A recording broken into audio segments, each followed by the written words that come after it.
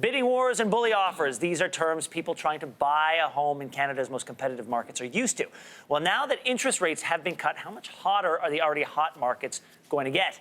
Real estate expert David Fleming joins me now to explain. Okay, David, great to see you. You too.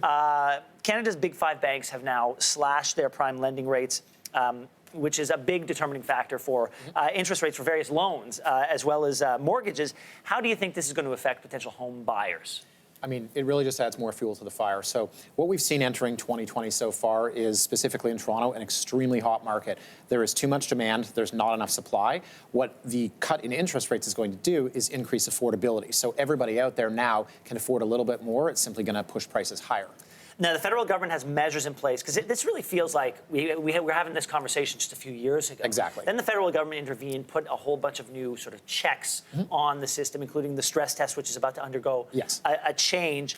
How is that going to play in this era of really low interest rates? Well, good point there. They actually kind of wound back the stress test a little bit. So the idea behind the stress test is basically you want to qualify based on a potential future rate that is worse. It's basically protecting people from increases in rates. They have brought that back a little bit. So combine the decreased stress, for lack of a better term, plus the cut in interest rates. Again, all that really does is increase affordability for buyers.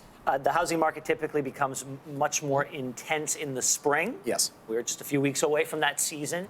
So what frame of mind should people be in if they are looking to jump into the market?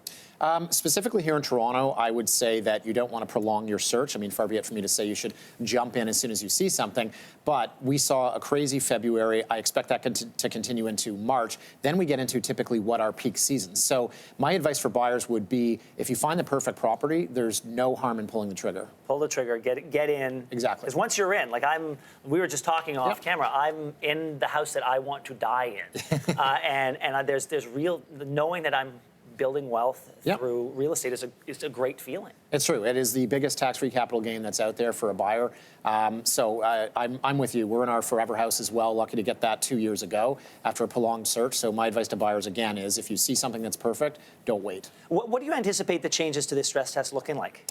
I think everybody's got a little bit more money. So if you take somebody that is maxed at, say, $1 million, and that's their max bid, now they find with the decreased stress test and the decreased interest rate, they can afford $1,030,000, $1,040,000. Are they going to now just sort of throw a little bit more money on offer nights? It's possible. Yeah. So if everybody is doing that, realistically, prices just go up overnight. Do you think this is going to be another opportunity for municipal governments to take a crack at land transfer taxes or increasing already existing land transfer taxes?